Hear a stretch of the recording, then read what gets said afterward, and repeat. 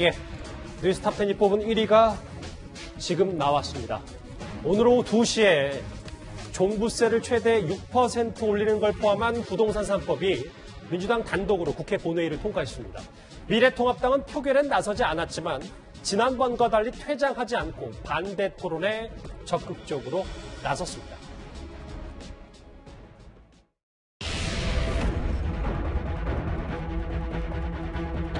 소득세법 일부 개정 법률안은 기획재정위원회의 주정한 대로 가결되었음을, 법인세법 일부 개정 법률안은 가결되었음을, 종합부동산세법 일부 개정 법률안은 가결되었음을 선포합니다. 강원 홍천 횡성 영월 평창의 유상범 국회의원입니다. 대구 달성군 출신 미래통합당 주경호 의원입니다. 미래통합당 대구 동구갑 출신 윤석열 의원입니다.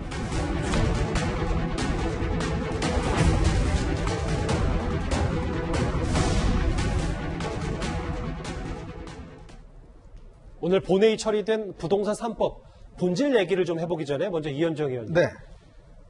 반대 토론, 야당 얘기를 시작을 해야 될 것 같아요. 왜냐하면 꽤 주목을 많이 받았었기 때문에.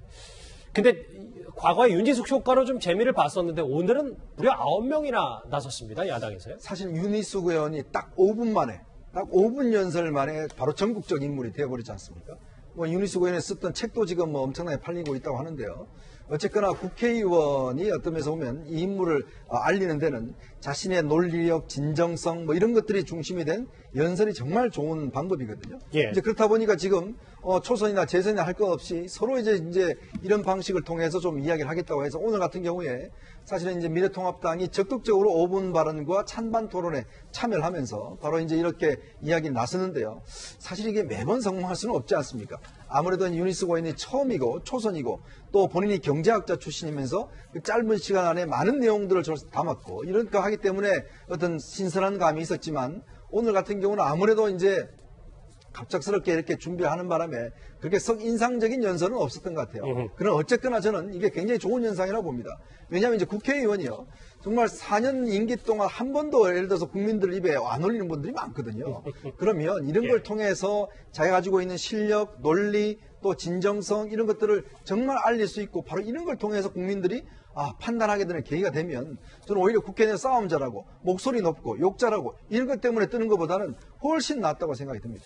글쎄요. 반대 토론의 긍정적인 면을 짚어주시는데요. 최진문 교수님. 예. 또 반대 입장에서는 그런데 너무 반대 토론 하나하나 갖고 이렇게 자축하는 미래통합당 분위기도 좀 너무하지 않냐라는 지적도 좀 오늘 있더라고요. 그러니까 저거 가지고 서로 자축할 필요는 없어요. 저는 그러니까 긍정적으로 평가할 부분은 참석해서 끝까지 앉아 있었고 토론한 거 그건 저는 긍정적으로 평가해요. 그렇게 해야 된다고 봅니다. 다만 저거를 본인의 정치적인 어떤 그 인기를 올리거나 이미지를 좋게 만들기 위한 수단으로 활용하겠다 하는 순간 결국은 효과가 떨어지는 거예요. 진정성이 보여져야 되는 것이거든요. 근데 정치적 목적을 가지고 지역구 사람들에게 본인에게 좋은 인상을 남기고 이름 남기려고 하는 의도를 갖게 하게 되면 그 자체가 진정성이 떨어지기 때문에 사람들의 감동을 줄 수는 없다고 저는 봅니다. 그런 차원에서 본다고 하면 일부러가 아니라 정말 열정을 가지고 본인이 하는 분야의 전문성을 가지고 얘기하는 그 자체가 먹힌다는 걸 기억한다고 하면 자축할 문제가 아니라 이제는 정말 열심히 하는 모습을 보여주는 것이 지역 주민들한테는 긍정적인 모습으로 다가올 요소가 된다 이렇게 보여집니다. 통합당 오늘 반대 토론에 나선 인물이 9명인데 그런데 9명보다 여전히 이 인물이 오늘도 주목을 받았어요. 이준석 의원님. 오늘 의총장에서 윤희숙 의원이 꽤 많은 동료 의원들의 글쎄요, 주목 인사를 많이 나눴는데 근데 오늘 윤희숙 의원은 반대 토론에서 왜 빠진 겁니까? 사실 순번에 들어있긴 했습니다. 그리고 언론의 주목도도 높았던 건 사실이지만 저희 입장에서는 윤희숙 의원이 스타가 된 상황 속에서 상당한 부담감을 느끼는 것도 사실이고 그리고 또 정권에 또 지지를 보내는 그런 유권자들 같은 경우에는 또 반대 의견을 많이 문자로 보내주고 이런 것도 알려져 있습니다. 그렇기 때문에 윤희숙 의원이 지금 무리할 필요는 없다. 왜냐하면 지금 사실 연설할 때마다 아무리 잘 치는 타자라도 칠 때마다 홈런을 칠 수는 없는 것이거든요. 그렇기 때문에 그런 어떤 성과에 대한 부담보다는 이번엔 특히 본인이 연구하고 어쨌든 이런 내용인 것도 있겠지만은 본인의 임하는 자세에서 많은 주목을 받았던 것이거든요. 울분을 토하고 그리고 손을 떨기까지 하면서까지 이제 했던 모습 이런 것들이 주목을 받았었기 때문에 다소의 소강기를 좀 갖는 것도 좋겠다라는 판단이 있었고요.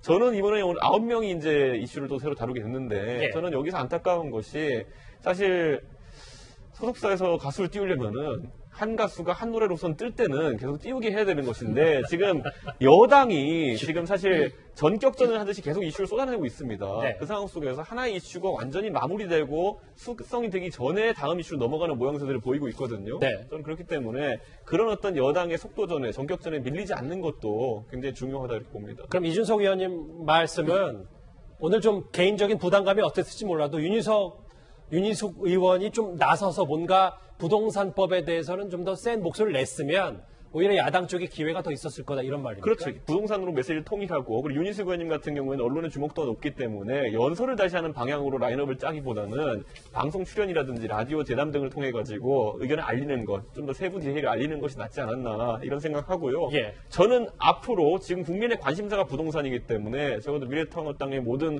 의원들 같은 경우에는 한 2주 정도는 이 노래만 불러야 된다 이렇게 생각합니다. 일단 뭐 야당 내에서는 어떻게 평가하는지 모르겠지만 뭐 대부분의 평가는 오늘 제2의 윤희숙은 없었다 라는 기사도 꽤 많았습니다. 그런데 오늘 찬반 토론에서는요. 범여권의 열린민주당 김진애 의원이 이런 말을 건넸습니다. 10년 전 18대 국회부터 발의되었던 임대차 3법이 통과되었다라면 종합부동산세 등을 이명박 정부, 박근혜 정부가 지속적으로 무력화시키지 않았더라면 작품의 부동산 거품을 상당히 제어할 수 있었을 것입니다. 조용하십시오. 적어도 문재인 정부 초기에 법제화되었더라면 얼마나 좋았겠습니까? 그렇습니다. 여러분들이 종합부동산세를 열심히 거둬주셨으면 진작에 쓸 수 있었을 겁니다. 바로 여러분 고가 아파트에 산들 부동산값이 올라도 우리 문제 없습니다. 다만 세금만 열심히 내십시오. 저희가 좀 직접 판단하시게끔 시청자분들이 좀 길게 준비를 했어요. 그런데 핵심 어딘 가운데 하나는 고가업 한대산들 부동산 값 올라도 집값 올라도 우린 문제없다. 다만 세금만 열심히 내십시오. 이거 어떻게 좀 봐야 돼요? 그러니까 이번에 이제 뭐 부동산 관련 법들이 이제 많이 통과가 됐는데 그 취지에 관해서 지금 여당과 정부는 부동산 가격을 잡기 위해서 한 것이다. 증세 목적이 아니다고 얘기를 했거든요. 근데 지금 김진애 의원님 말씀대로면 결국은 세금을 걷기 위해서 저렇게 올린 것이다. 또 부동산 값이 올라가더라도 문제가 없다. 세금이 더 많이 걷히니까 이런 말씀을 하시면 그럼 돈이 없는 그 중간 계층들은 집을 못 사는 거 아닙니까? 그래서 저거는 상당히 부적절한 그런 발언으로 보입니다. 또 세금 문제로 부동산 문제를 해결한다는 것은 경제학적으로 맞지 않다는 게 모든 학자들이 이야기거든요. 시장의 수요와 공급 원칙에 따라서 그걸 해결해야지. 뭐 부동산값 올라도 문제 없다. 세금 많이 걷으면 되니까. 물론 그럴 수도 있겠지만 앞으로 그렇게 되면은 중간 계층은 집을 가질 기회가 없게 됩니다. 그래서 분명히 잘못된 그 발언으로 보입니다. 이현정 의원님. 뭐 글쎄요. 최근에 가뜩이나 증세에 대해서 민감할 수밖에 없는 일반 주민들. 물론 뭐 고가의 아파트를 갖고 계신 분들은 그만큼의 세금을 내야 되지만 또 뭐 당연히 더 민감할 수밖에 없고요. 이 발언에 대해서도 좀 논란 여지는 있을 것 같습니다. 김진애 의원은 이제 미국 MIT 출신의 건축학자입니다. 도시계획 전문가고요. 이번 열린민주당에 이제 기호 1번으로 들어왔는데 이분이 사실은요, 집이 4채세요. 이번에 이제 국회의원 하면서. 그렇습니다. 강남 지역의 3채, 또 수도권의 1채에서 4채를 가지고 계신 분입니다.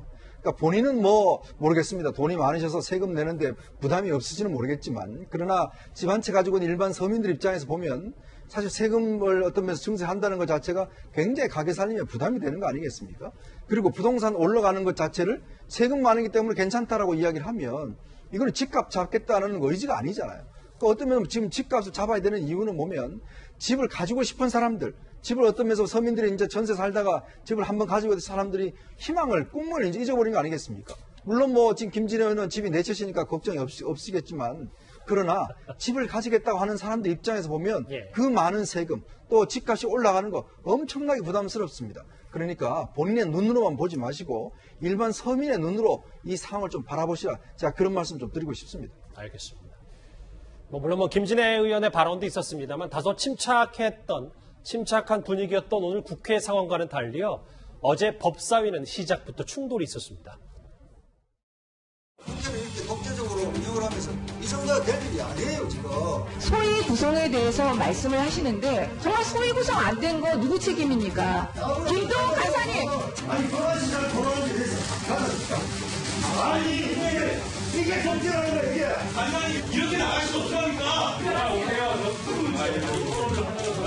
그러니까 말입니다.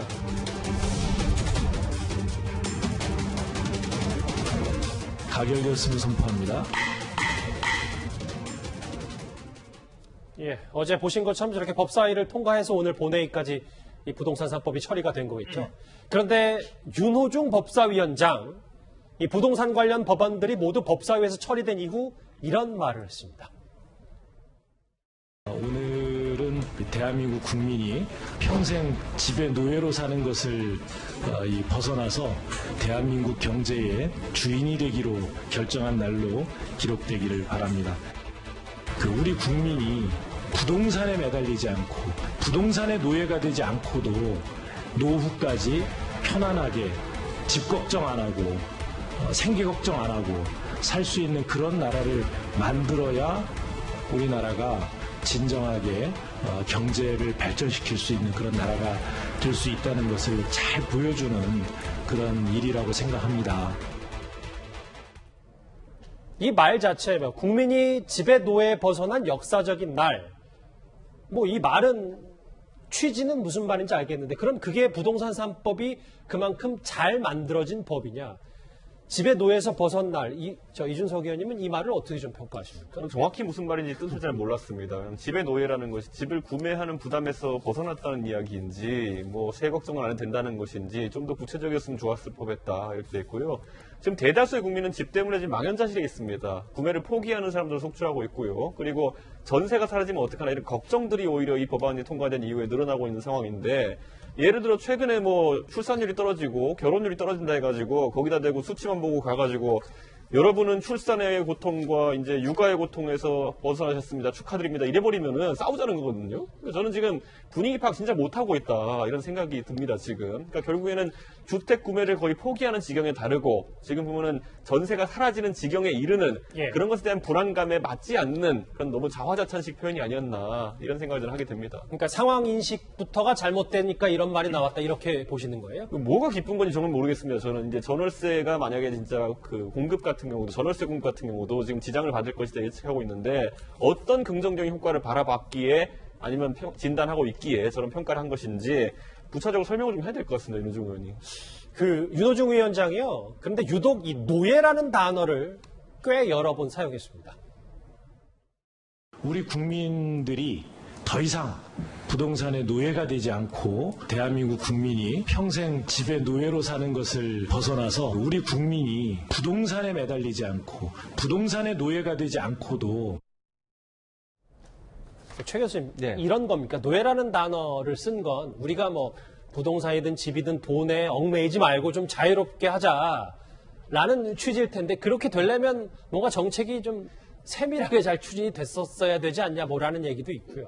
그렇죠. 그러니까 지금 말씀하신 것처럼 노예라는 표현은 그런 의미인 것 같아요. 그러니까 우리가 노예가 된다는 말은 그거 집 한 채 살려고 평생을 고생해도 못 사는 경우들이 있었고 또 이제 집을 이사를 해야 되는 2년 있다가 또 이사해야 되는 상황이 돼서 쫓겨나고 이사 가기 싫은데도 가야 되는 상황이 되고 이런 부분에 대한 이제 표현을 하다 보니까 노예라는 표현을 쓴 것 같은데 단어 자체는 좀 자극적인 단어이긴 하지만 내용 자체는 크게 저는 문제가 있다고 보지는 않고 이제 물론 말씀하신 것처럼 그렇다고 이 법이 통과돼서 모든 문제가 다 해결됐느냐 그렇게 보기는 어렵죠. 예전보다 나아졌다 이렇게 볼 수는 있을 것 같아요. 예컨대 2+2라든지 아니면 전세값을 어느 정도 제한하는 부분 물론 거기에 대해서도 추후에 다른 반사적인 어떤 부정적인 효과도 나타날 수 있다는 예상되고 있지만 그런 차원에서 아마 이제 얘기를 하신 것 같은데 그렇다 하더라도 여당 입장에서는 지금 상황을 좀 더 지켜보면서 또 다른 문제가 발생하면 그 문제도 해결해야 돼요. 이게 이번 3법으로 모든 게 해결될 수 있는 문제는 아니에요. 부동산 문제라고 하는 건 아주 복잡하고요. 그런 차원에서 본다고 하면 물론 통과시킨 것에 대한 긍정적인 표현을 하는 것도 좋지만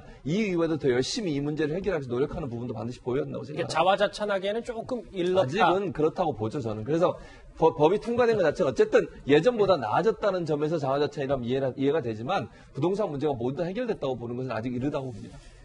윤호중 의원의 이 집의 노예에서 벗어나는 역사적인 날 이 발언에 더해서 오늘 민주당 김태년 원내대표는요.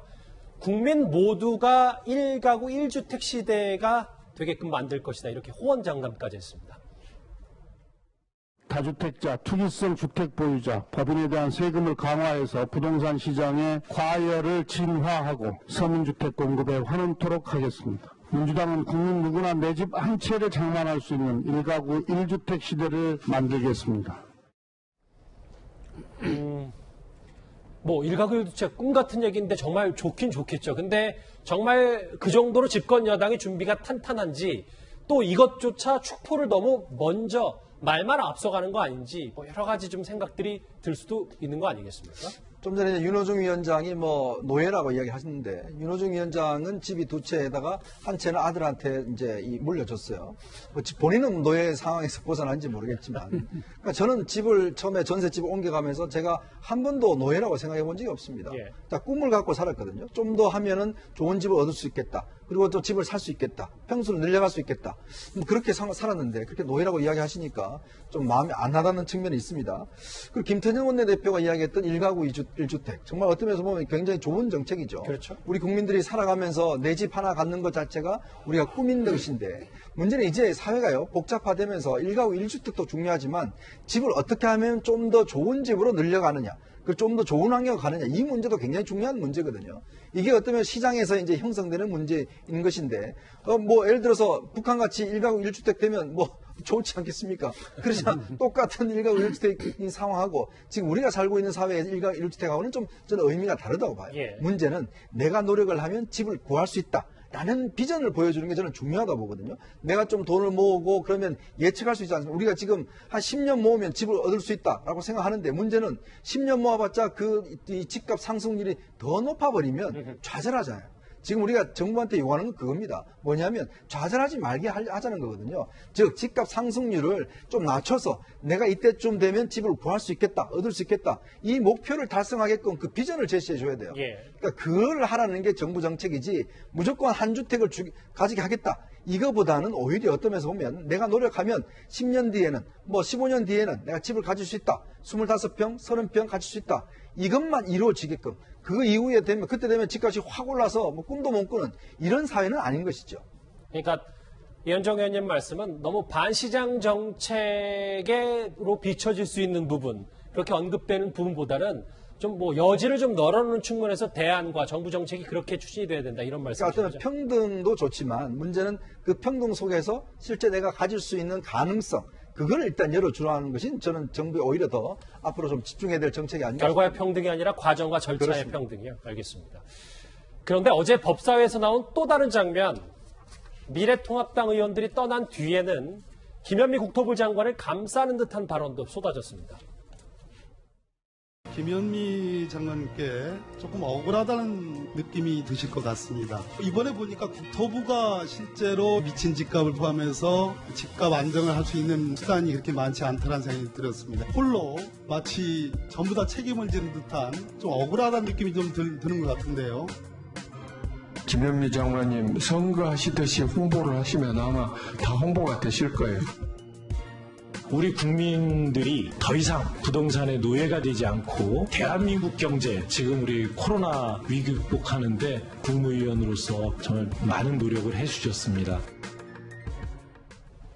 글쎄요, 뭐 과거 동료 의원들로서 부동산 주무부처 장관, 국토부 장관의 길을 살려주는 것도 물론 중요한데 어쨌든 저런 법사위의 한마디가 국민들이 좀 바라보는 거 아니겠습니까? 이걸 저희가 어떻게 받아들일까요? 그러니까 아주 진실된 거 같아요. 제가 볼 때는 저분들은 김현미 장관한테만 야단받는 거 억울하죠. 지금 쭉 나오는 말씀들을 보면 이 부동산 정책을 김현미 장관이 입안을 하고 집행을 하고 그런 게 아니잖아요. 지금 뭐 원내대표도 나오고 뭐 청와대도 나오고 여당과 현 정부가 다 같이 힘을 합쳐갖고 지금 부동산 정책을 제대로 못하고 있는 거 아닙니까? 그 대표로 김현미 장관이 나왔으니 김현미 장관을 좀 감싸주는 건 어떻게 보면 진실에 가까운 이야기죠. 김현미 장관이 책임을 지게 아니라 이 정부 전체가 다 책임을 져야 되죠. 근데 아마도 그 와중에 또 이 김현미 장관은 따뜻거리면서 홍당기 기재부 장관은 또 거기서 뭐라 한 거 보면 또 이쪽은 또 공무원 출신 아닙니까? 또 한쪽은 정치인이고 뭐 그런 것도 작용한 것으로 보이는데 하여튼 이번 부동산 문제는 이 정부와 여당이 다 책임져야 되는 것이지 김현미 장관 혼자에게 책임지어서는 안 되는 걸로 보입니다. 오늘 본회의 처리 된 부동산 3법 얘기와 어제 법사 여야 간의 공방 그리고 여당 지도부의 말말말 얘기까지 저희가 정리를 해봤습니다.